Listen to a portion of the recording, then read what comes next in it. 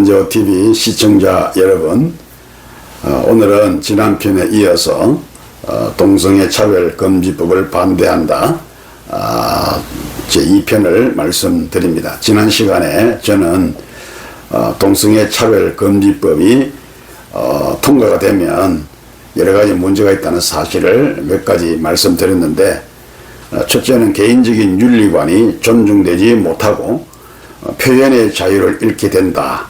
그리고 두 번째는 학교는 동성애를 정상이라고 가르쳐서 우리 자녀가 동성애자가 될 수 있는 확률이 커지게 된다.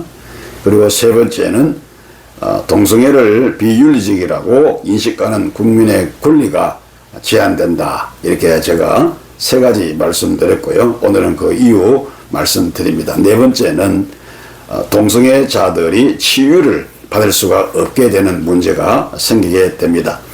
동성애를 정상으로 간주하는 동성애자인 학생을 불러가지고 동성애를 끊도록 상담하고 설득을 할 수조차 없게 되는 그런 문제가 생기죠.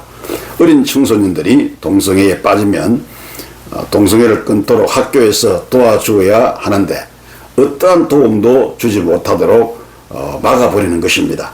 동성애 차별 금지를 시행하는 국가에서는 동성애를 치유하는 의사의 행위가 위축되어서 정작 동성애에서 벗어나기를 원하는 많은 동성애자들이 의사의 도움을 받지 못하고 어려움을 겪게 되는 것입니다. 미국 몇 개의 주에서 동성애 치료 금지법이 통과되어서 동성애를 치료하는 것을 원천적으로 금지하고 있는 것도 우리가 확인할 수가 있습니다. 다섯 번째, 동성애 차별 금지법이 통과되면 이 동성애가 확산되어지는 그런 문제가 또 발생을 하게 됩니다.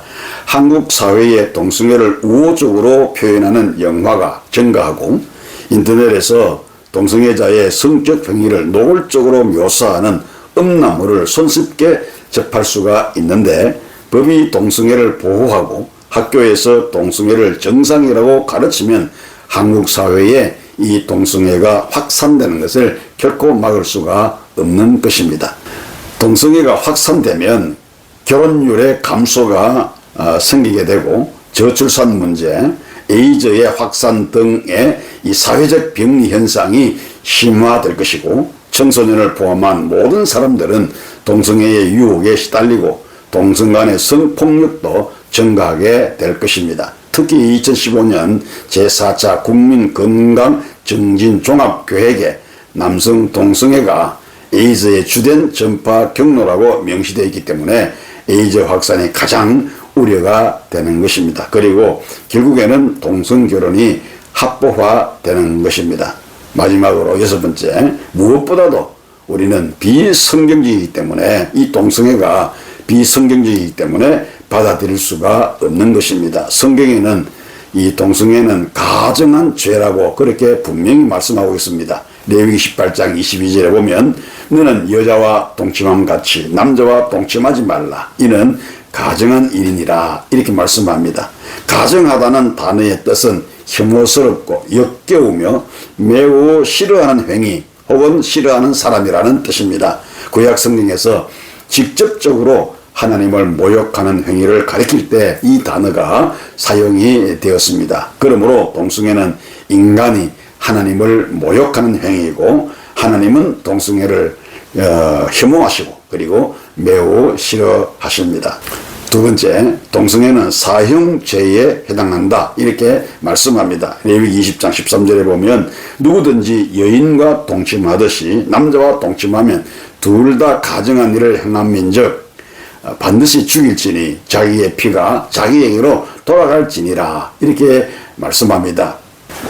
그러니까 동성애자는 반드시 죽음을 면치 못한다. 이렇게 말씀을 합니다. 동성애로는 자녀를 낳을 수 없기 때문에 생육하고 번성하라고 하는 하나님의 인류 존재의 명령을 정면으로 위반하는 것입니다.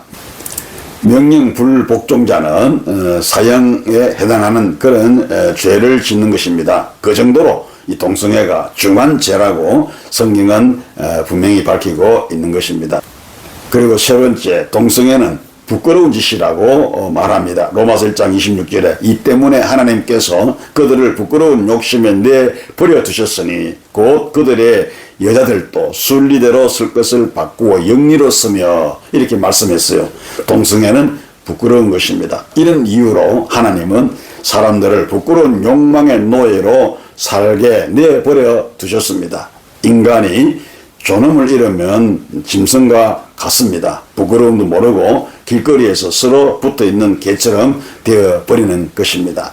네 번째, 동성애는 망측한 짓이라고 분명히 말씀합니다. 로마서 1장 27절에 그와 같이 남자들도 순리대로 여자 서기를 버리고 서로 향하여 음욕이 부릴 듯하며 남자가 남자와 더불어 부끄러운 일을 행하여 그들의 그릇 때문에 상당한 보응을 그들 자신이 받았느니라 이렇게 말씀합니다. 남자들 역시 여자와의 정상적인 성관계를 버리고 남자끼리 성욕의 불길을 태우면서 서로 어울려서 망측한 짓을 하는 것입니다. 이 얼마나 회개한 짓입니까? 하나님은 이런 것들을 정말 싫어하십니다. 이와 같이 우리가 동성애를 극구 반대하는 것은 하나님께서 동성애를 금하시고 그리고 생물학적으로 순리가 아니고 국민의 미래 건강에도 절대 해가 되고 아름다운 미래 사회를 이루어갈 수가 없기 때문입니다. 포괄적 차별금지법은 선택적으로 살펴서 받아들이거나 폐지되어야 하되 그 가운데 있는 동성애 차별금지법은 반드시 폐지되어야 합니다. 시청자 여러분들은 결코 현혹되지 마시기 바랍니다.